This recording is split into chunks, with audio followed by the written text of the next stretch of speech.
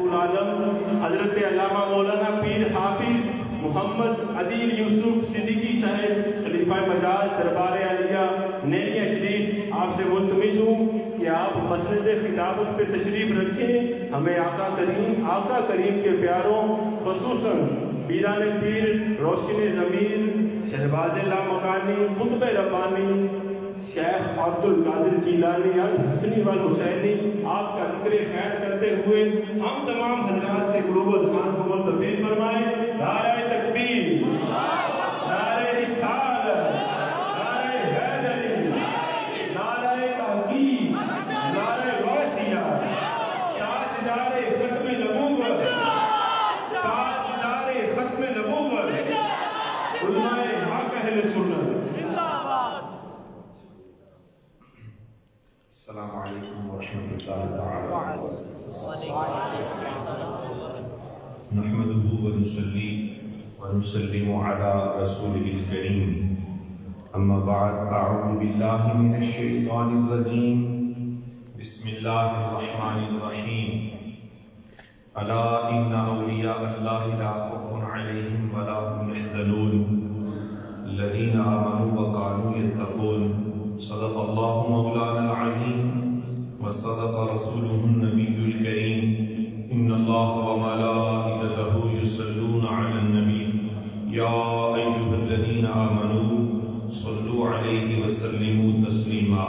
الصلاة والسلام علیک یا سیدی یا رسول اللہ وعلی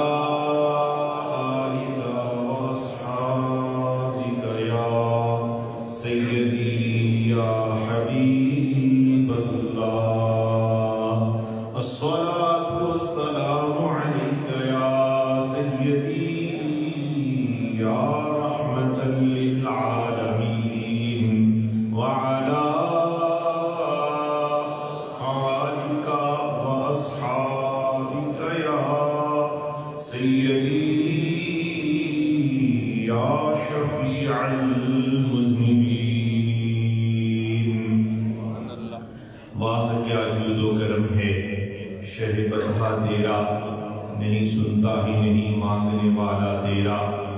میں تو مالک ہی کہوں گا کہ ہو مالک کے حبیب یعنی محبوب و محب میں نہیں میرا تیرا. تیری سرکار میں لاتا ہے رضا اس کو شفیع جو میرا غوث ہے اور لاڈلا بیٹا تیرا. سب تعریفیں عظمتیں قدرتیں رفعتیں بلندیاں تحمید و تقدیس عظمت و کبریائی اللہ رب العالمین جل جلالہ کے لیے ہے جو ساری کائنات کا تنہا واحد و یکتا خالق و مالک ہے. انگنت بے شمار بے حد بے حساب لا تعداد درود و سلام اس ذات اقدس کے لیے جو وجہ تخلیق کائنات ہیں، مقصود کائنات ہیں، قاسم جنت و کوثر ہیں، سارے نبیوں کے سردار بھی ہیں اور امت کے غمخوار بھی ہیں. جناب حضور پرنور شافع یوم النشور احمد مجتبی سیدنا محمد مصطفیٰ صلی اللہ تعالی علیہ وآلہ وصحبہ وبارک وسلم کے لیے جو سارے جہانوں کے لیے ہر غریب، ہر امیر، ہر فقیر، ہر یتیم و یسیر، ہر کس و ناقص کے لیے اپنے اور بیگانے کے لیے سراپا رحمت بن کر اس کائنات میں جلوہ افروز ہوئے. آج کی یہ خوبصورت نورانی ہر اعتبار سے حسین محفل جامعہ مسجد گلزار مدینہ میزبانی محفل محتشم جناب حاجی محمد حسین کمبو صاحب اس مسجد کے جید خطیب گرامی قابل تکریم امام گرامی تشریف لانے والے مقتدر علماء محتشم جناب علامہ فضل مشہود، پیارے حافظ فضل محمود، ناخوانان شیری الحان میں سر فہرست عاشق مدینہ ثانی اویس رضا قادری، محترم جناب محمد کامران حبیب اتاری، نقیب محفل دلینہ میرا ان سے تعلق ہے، یہ نقیب بھی اور محبتوں کے نقیب ایک الفت و محبت کی رسی میں جب انسان باندھ دیا جاتا ہے، اس کی زبان اور اس کے کلمات اپنے نہیں رہتے۔ جس انسان پر اس کی نفسانی خواہشات کا غلبہ ہوتا ہے، وہ دنیاوی مقاصد اور دنیاوی شہرت اور دنیاوی عروج و کمال کے حصول کے لیے اپنا تن من دھن قربان کرتا ہے۔ نتیجتاً اللہ اسے جو وہ چاہتا ہے وہ دے کر کہتا ہے، رب فرماتا ہے کہ تو نے دنیا طلب کی، شہرت طلب کی، ہم نے تمہیں مقام دنیا میں تو دیا ہے، اگر تم مدینے والے کی محبت کا نور طلب کرتا، بظاہر تیرا نام اشتہار پر آتا یا نہ آتا، تیرا نام بینر پر آتا نہ آتا، لوگ تجھے جانتے نہ جانتے، اگر تو میرے محبوب کی نظروں میں آ جاتا تو دنیا والوں کی نظر میں بھی معتبر بنا دیا جاتا۔ تو خیر میں نے یہ جملے نہ جانے کیسے اور کیوں کہہ دیا کہ آگے ماشاءاللہ دیگر جتنے بھی علماء موجود ہیں، یہ دعوت اسلامی کے ایک عظیم ادارے کے بہترین مبلغ حضرات، کبھی ایسا ہوتا ہے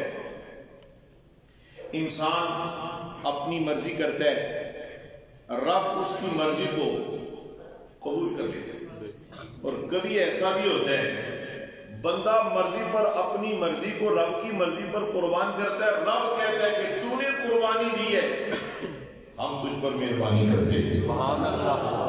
تو یہ جہان، اس جہان رنگبو میں عشق و الفت کی یہ داستان، یہ بزرگ، یہ جوان، یہ بچے جامعہ مسجد گزار جنت میں ویسے نہیں جمع ہوئے، انہیں غوث کی محبت نے یہاں جمع کر رکھا ہے، اور غوث کو دیکھنے والے شاید تھوڑے ہوں گے۔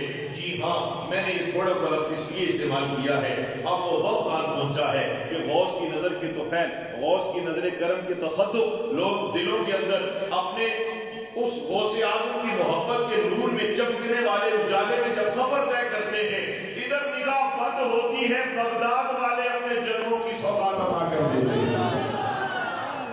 پیر میرا پیر میرا یا شاہ جیلان توئی، پیر پیرا میر میرا یا شاہ جیلان توئی، سر توئی سرور توئی، جا توئی جانا توئی، سر توئی سرور توئی، جا توئی جانا توئی۔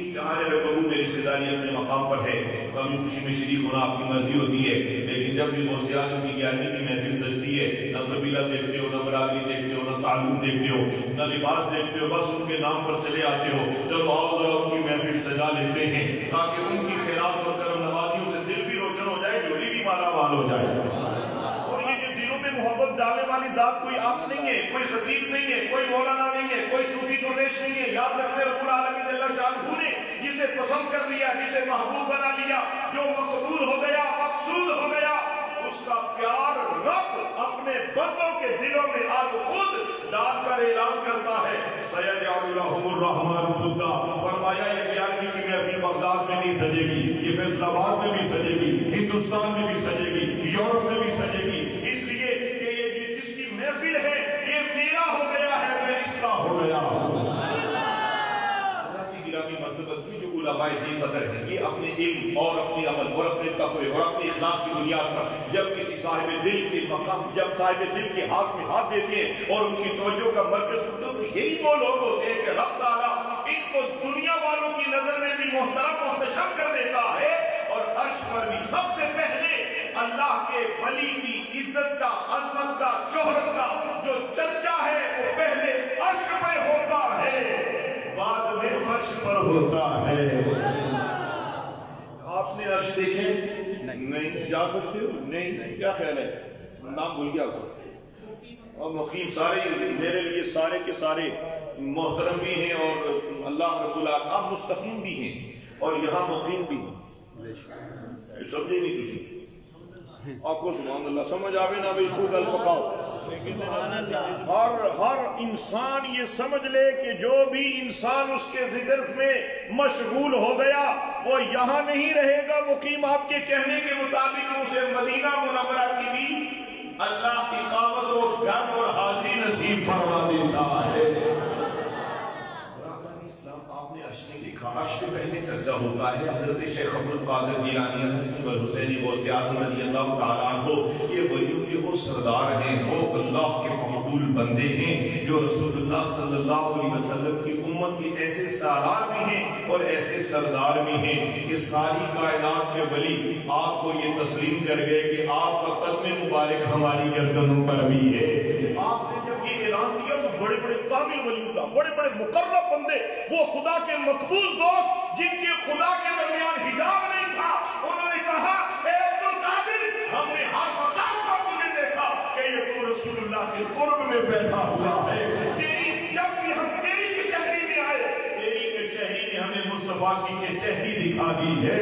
तो लिहाजा आप हमारे भी इमाम हैं, मुक्तदा भी हैं, पेशवा भी हैं, पीर भी हैं, शेख भी हैं और हाज़रीन गिरामी शेख अब्दुल कादिर जिलानी अल हसन वल हुसैनी रहमतुल्लाह तआला अलैह, आपका चर्चा पहले अर्श पे हुआ, अल्लाह ने फरिश्तों में चर्चा करवाया। जब अल्लाह ने मुकर्रब बना लिया है तो फिर फर्श पर भी ये सूफिया, ये देखा नहीं जाता ये सिलसिला कौन है, कौन सा है, ये तरीका कौन सा है और इसका मशरब कौन सा है और इसका मसलक कौन सा है, इसका मशरब कौन सा है। ना मसलक, ना मशरब, ना मसलक, ना माहौल, ना कबीला, ना बरादरी देखा ये जाता है। ऐ महबूब, हमने जिसे अपना बनाना होता है हम उसे कादरी नूर अता कर देते हैं। कादरी नूर के दामन से वाबस्ता वो सियाद रज़ियल्लाहु अन्हु की ज्ञानशी की ये महफिल, हाज़रीन गिरामी, मैं अपने मखसूस और महदूद वक्त में उनकी तीन पहलुओं पर शान, अजमत की शान और उनकी सीरत, उनकी तालीमात और उनकी करामात मुख्तसर में वक्त में बयान करने का एजाज मुझे हासिल करना है। बयान करने का एजाज मेरा है और सुनने का शरफ आपका है। गोया इस तज़किरे और इस महफिल में हम दोनों मुशर्रफ होंगे उस तज़किरे से जिस तज़किरे से खैरात भी मिलती है और जिस रास्ते पर हमें मदीना भी मिल जाता है। 470 हिजरी है, यकम रमजान मुबारक है। गौसे आजम पीर अब्दुल कादिर जिलानी अल हसनी वल हुसैनी नजीबुत तरफ़ैन सैयद हैं। इस दुनिया रकबू में ईरान के एक कस्बा जिलान में विलादत बासआदत होती है। हज़रात साहरी से लेके इफ्तारी तक अब्दुल कादिर जिलानी माँ का दूध नहीं पीते हैं। साल गुजर गया, मशहूर हो गया कि सादात के घर में एक ऐसा नूरानी बच्चा आया है जो साहरी से लेके इफ्तारी तक रोजा फर्ज नहीं है बच्चे पर, लेकिन कायनात को बतलाया कि मैं बचपने से लेके आखिरी सांस तक मुस्तफा के दीन का ऐसा चौकीदार बन के आया हूँ। मैं बचपन में भी मुस्तफा जाने रहमत की शरीयत का नूर बांट रहा हूँ। दूसरा साल आया, बादल छाए थे, अब खबर नहीं कि रमजान का चांद नजर आया कि नहीं। लोगों ने, इलाके वालों ने कहा सादात के उस घर में चले जाओ, देखो अगर अब्दुल कादिर ने माँ का दूध नहीं पिया तो समझ लेना यकम रमजान है, अगर वो पी गया तो समझ लेना कि कल रोजा है। खबर लेने गए तो हजरत अब्दुल कादिर जिलानी की वालिदा माता फातिमा रज़ियल्लाहु ताला अन्हा रहमतुल्लाह अलैहा फरमाती हैं, फरमाया अब्दुल कादिर ने आज दूध नहीं पिया, आज रोजा है। हजरत अब्दुल कादिर जिलानी 10 साल की उम्र मुबारक है। والد گرامی حضرت شیخ ابو صالح جنگی دوست رحمت اللہ علیہ کامل ولی ہیں اور کمال درجہ کے عالم دین ہیں، علماء موجود ہیں۔ مجھے یہ کہنے دیجئے یہ وہ سفر ہے اہل علم کا جس کی ابتدا تو عالم دین ہے، جس کی ابتدا تو رحمانی صاحب مرحبا، جس کی ابتدا تو علامہ ہے، جس کی ابتدا میں کوئی مولوی صاحب کہے گا، کوئی حافظ صاحب کہے گا، کوئی حضرت صاحب کہے گا، لیکن یاد رکھنا مقام غوثیت و قطبیت کیسے ملا ہے۔ حضرت غوث اعظم پیران پیر، محبوب سبحانی، قطب ربانی، شہزاد لامکانی، ولیوں کے سردار بولے، فرمایا درست العلم حتی صدق قطبہ، فرمایا علم حاصل کرتے کرتے اللہ نے مجھے مقام قطبیت عطا فرما دیا۔ پتہ چلا راستہ یہی ہے، راستہ یہی ہے کہ بے علم نظمہ خدا را شراب، اگر کوئی علم حاصل نہ کرے، تقوی اختیار نہ کرے، پرہیزگاری اختیار نہ کرے، دین پر عمل نہ کرے، اسلام کا نور نہ سمیٹے اور اللہ کے رسول صلی اللہ علیہ وسلم کی اطاعت و محبت کا دم نہ بھرے اور پھر بھی خود کو کوئی دعوی فقر میں مبتلا کرے، وہ بیچارہ ایسے وہم میں مبتلا ہے کہ جو خود بے راہ نہ ہوگا وہ تمہیں منزل سے آشنا کیسے کرے گا۔ حضرت عبدالقادر جیلانی عمر مبارک 18 سال ہو گئی، ماں سے اجازت لے کے بغداد میں علم فقہ پڑھنا جا رہے ہیں، بڑا مشہور تذکرہ ہے، سنائے بغیر آگے گزرنا ذرا دشوار لگتا ہے۔ حضرت عبدالقادر جیلانی غوث اعظم رضی اللہ تعالی عنہ، آپ اپنی والدہ ماجدہ کی اجازت سے آپ جیلان سے، پیارے زمان جیلان سے علم فقہ کے حصول کے لیے، فقہ پڑھنے کے لیے، نور علم کے حصول کے لیے، قرآن اور حدیث کا فیضان دامن میں سمیٹنے کے لیے ایک قافلے کے ساتھ جا رہے ہیں۔ راستے میں قافلہ رک گیا، واقعہ یاد آ گیا؟ جی جی جی سبحان اللہ، سب کو یاد آ گیا؟ سبحان اللہ، سنانے کا لطف ہی تو والا ہو گیا، اس لیے کہ آپ کو پہلے سے اس بات کا علم ہے تو میں سنا لیتا ہوں اپنا سبق آپ کو، آپ ذرا توجہ سے سن لیجئے گا۔ حضرت غوث اعظم رضی اللہ تعالیٰ عنہ 18 سال کی عمر مبارک ہے، شباب نور پر، اور نور اتنا نور تقوی کا، حضرات چہروں کی نورانیت یہ میک اپ سے نہیں آتی، چہروں کی نورانیت تو بلال حبشی کے چہرے کی خیرات ملنے سے ملتی ہے، اور چہروں کی نورانیت تو تقوی سے حاصل ہوتی ہے، اور چہروں کا نور مصطفیٰ جان رحمت کی غلامی سے میسر آتا ہے۔ ایک حسین و جمیل بچہ جو حسنی حسینی سید ہے اور اس قافلے میں شمار ہے، قافلہ لٹ گیا۔ اختتام خلاصہ کیا؟ قافلہ لٹا تو سردار نے ڈاکوؤں سے ڈاکوؤں سے پوچھا کیا ہوا، کیا کیا لٹا؟ کہا ایک نوجوان ایسا ہے، ہم اس سے سوال کرتے تھے تو جواب دیتا تھا، دوسرے نے کہا جواب وہی ہے، سوال وہی ہے، سوال کیا تیرے پاس کچھ ہے؟ کہا میرے پاس 40 اشرفیاں ہیں جو میری ماں نے میری قمیص کی دبیس پردوں میں سی دی ہیں۔ تو دوسرے نے کہا مجھے بھی تو جواب یہی ملا ہے۔ تو حضرت عبدالقادر شاہ جی سن دیتے ہو؟ ماشاءاللہ ماشاءاللہ، شہباز شاہ صاحب بھی نظر آئے، میں ان کو دیکھتا رہتا ہوں ایسے۔ اللہ آپ سب کو خوش رکھے، آخو آمین۔ محفل غوث اعظم میں نہ جانے کون سا جملہ قبول ہو جائے تو باقی ساری زندگی محبوب ہو جائے۔ یاران محبت و طریقت، آپ نے کہا کہ میرے پاس 40 اشرفیاں ہیں، سردار تک بات گئی، قافلہ لٹ چکا ہے۔ قافلے کے لٹ مٹ جانے کے بعد سارے لوگ سردار کو کہانی سناتے ہوئے یہ کہنے لگے، اس قافلے میں ایک ایسا جوان ہے جس کا چہرہ بڑا نورانی ہے۔ سوال ایک ہے، جواب بھی ایک ہی ہے، کہا بلاؤ تو بلایا، کہا کیا ہے آپ کے پاس؟ کہا 40 اشرفیاں، جواب وہی ہے۔ تو کہا نکالو، وہ دبیس پردے کھولے گئے، وہ سلائی سٹچ کی ہوئی ساری جگہ کھولی گئی، تعداد گنتی ہوئی، وہ رقم گنی گئی تو اتنی جتنی حضرت غوث اعظم نے بتائی اور فرمائی، وہ گنتی پوری ہوئی تو وہ سردار بولا جب اتنی گہرائی میں یہ تیری رقم محفوظ تھی تم بتا سکتے تھے کہ کچھ بھی نہیں میرے پاس اور بچ بھی سکتے تھے؟ کہا نہیں، میں جب علم حاصل کرنے اپنے گھر سے نکلا، میری ماں جی نے کہا، کیا شان ہے اس ماں جی کی، میں غوث اعظم کی ماں جی کی بھی ایک کہانی نہ سناؤں آپ کو؟ اللہ غنی، کس ماں نے کہا اور کیا کہا؟ آؤ میں عرض کرتا ہوں، حضرت غوث اعظم رضی اللہ تعالیٰ عنہ کے والد گرامی ایک مرتبہ بھوک کی شدت سے، ایک مرتبہ کافی شدت سے بھوک نے ستایا ہوا تھا. آپ سر راہ گزر رہے تھے اور بھوک کی کیفیت سے آشنا ہو چکے تھے، شدت میں غلبہ کیے ہوئے. تو اچانک اللہ سے عرض کرنے لگے، یا اللہ مجھے کچھ کھلا. جب یہ فریاد کی تھوڑی ہی دیر کے بعد نظر دریا کنارے بہتے ہوئے ایک سیب پر پڑی.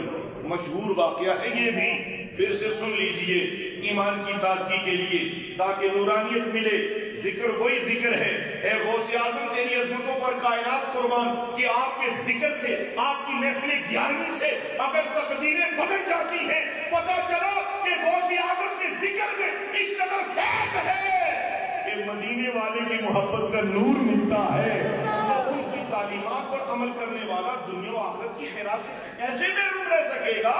حضرت غوث اعظم رضی اللہ تعالیٰ عنہ کی یہ والد گرامی کا تذکرہ ہے. شیخ ابو صالح رحمۃ اللہ علیہ کو جب وہ سیب نظر آیا، آپ نے اپنی بھوک کو ختم کیا. سیب کھانے کے بعد دل میں خیال آیا تو اس کی قیمت ادا نہیں کی. سیب میں نے کھا تو لیا مگر اس کا کوئی میں نے معاوضہ تو نہیں دیا. اس سیب کی، اس کھانے کی اب کیفیت بدل گئی، کیونکہ بھوک میں اور کیفیت ہے.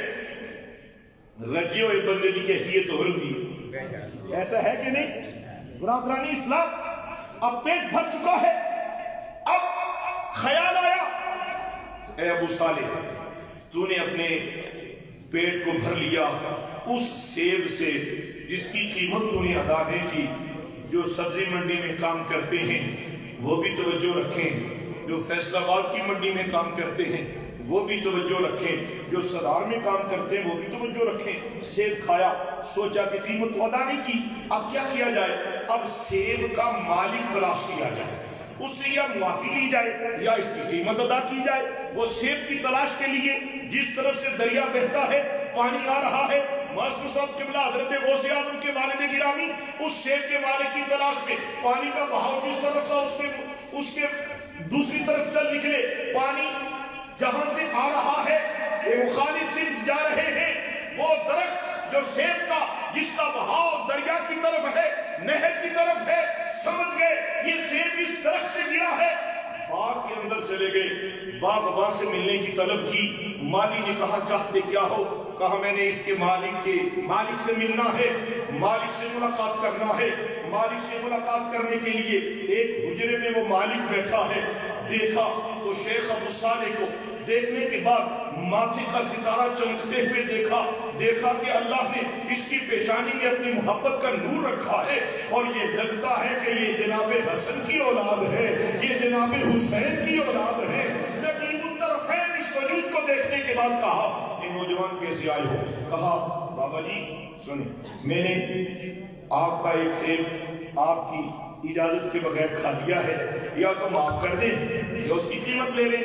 کہا قیمت کے لیے ہم تمہیں 2 باتیں بتاتے ہیں. ایک تو یہ ہے کہ تمہیں ایک عرصہ، ایک پورا مہینہ اس ہمارے باغ کی باغبانی کرنا ہوگی. سیب ایک کھایا ہے، باغبانی مہینہ کرنا پڑے گی. کہا ہاں ہماری مرضی ہے.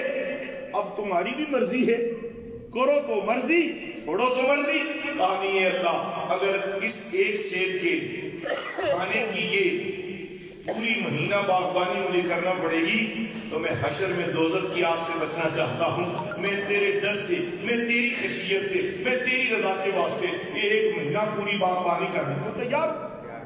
مہینہ پورا ہوا تو کہا شرطیں 2 تھی، ایک مکمل ہوئی. دوسری شرط یہ ہے ایک میری بیٹی ہے. توجہ ہے آپ جی؟ آپ سب کی توجہ ہے؟ کیا خوبصورت حاجی صاحب آپ نے اجتماع اکٹھا کر رکھا ہے. علماء ذیشان بھی موجود ہیں اور میرے برادران کریم بھی موجود ہیں. آپ سارے میرے سنگی بیلی ہیں، پیارے لوگ بیٹھے ہوئے ہیں.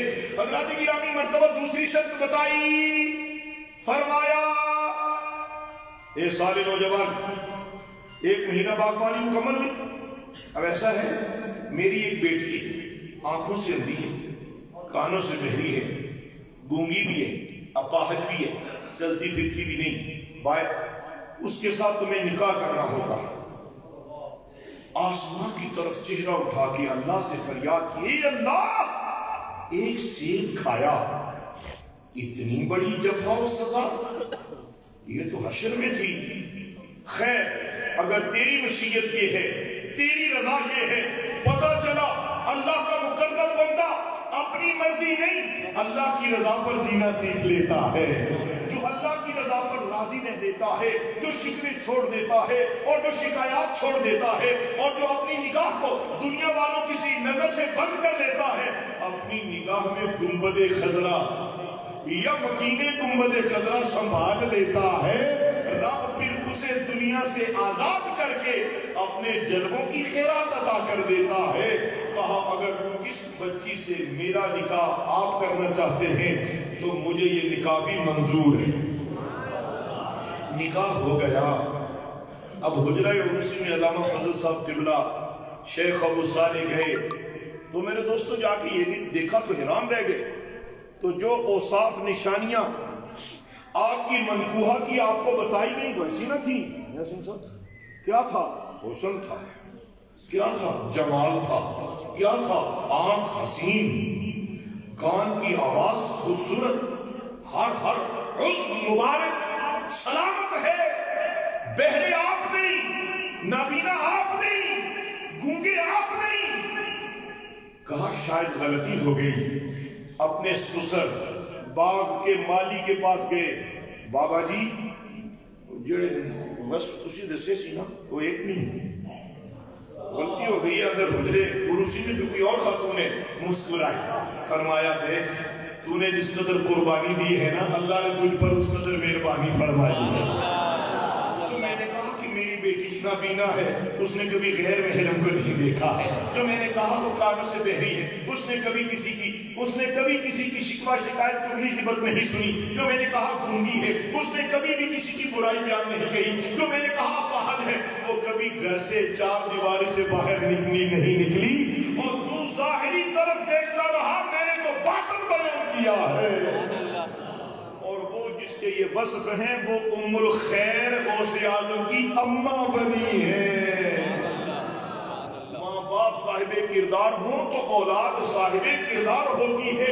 اپنے کردار کی فکر کرو. گفتار کے غازی سارے ہیں، بعد میں تبصرے ہوں گے. مولانا آئے تھے، پیر صاحب آئے تھے، فلاں حضرت آئے تھے، فلاں خطیب نے، فلاں نعت خواں نے بڑا پیارا کلام کیا، بڑی پیاری نعتیں پڑھی، بڑا پیارا خطاب کیا. کوئی اعتراض کرے گا یہ ایسے کیوں تھا، یہ ویسے کیوں تھا. حضرات میں آج آپ کو ایک نسخہ دینا چاہتا ہوں. تو گچھڑی سنبھال، تینو چور نال کی، تو اپنی نبیڑ تینو ہور نال کی. یہ وہ تصوف کا راگ ہے. جس نے یہ اپنا لیا وہ منظر آشنا ہو گیا ہے. جس نے خاموشی اختیار کی وہ منظر آشنا ہوا. اور جس نے چغلیاں کی، جس نے غیبتیں کی اور جس نے لوگوں کی برائیاں کی، جس نے لوگوں میں عیب تلاش کیے، وہ خود بھی رسوا ہوا اور کبھی بھی منظر سے آشنا نہیں ہو سکا. حضرت غوث اعظم کی وہ اماں جس کے وصف آپ کے والد ذیشان نے بیان کیے، حضرت شیخ عبداللہ سومری رضی اللہ تعالی عنہ، جو وقت کے کامل مرد تھے، بیٹی کی یوں پرورش کی ہے. آؤ خود بھی دین پڑھو، اپنی اولادوں کو بھی دین پڑھاؤ. آپ کی اولاد اگر دین پڑھ گئی آپ قبر میں محو آرام ہوں گے. یقین کرے وہ بچہ جس نے انجینئرنگ کی ہوگی، ڈاکٹریٹ کی پی ایچ ڈی ڈگری لی ہوگی، مجھے اس پر اعتراض نہیں، ضرور ڈاکٹریٹ کرواؤ، ضرور انجینئرنگ کرواؤ. لیکن جس کے بچے کے سینے میں قرآن ہوگا وہ کبھی نہ کبھی آپ کو جمعے والے دن آپ کی قبر پر کھڑا ہو کے سورہ یاسین سنائے گا، کبھی سورہ ملک سنائے گا، کبھی سورہ رحمان سنائے گا اور کبھی کسی محفل میں فاتحہ سنائے گا. یاد رکھنا ایسی اولاد تیرے لیے دنیا اور آخرت میں کامل نجات کا وسیلہ بن جائے گی. اب وہ ڈاکٹروں کی سردار میں سمجھ گئے تسی بات نہیں چھوڑی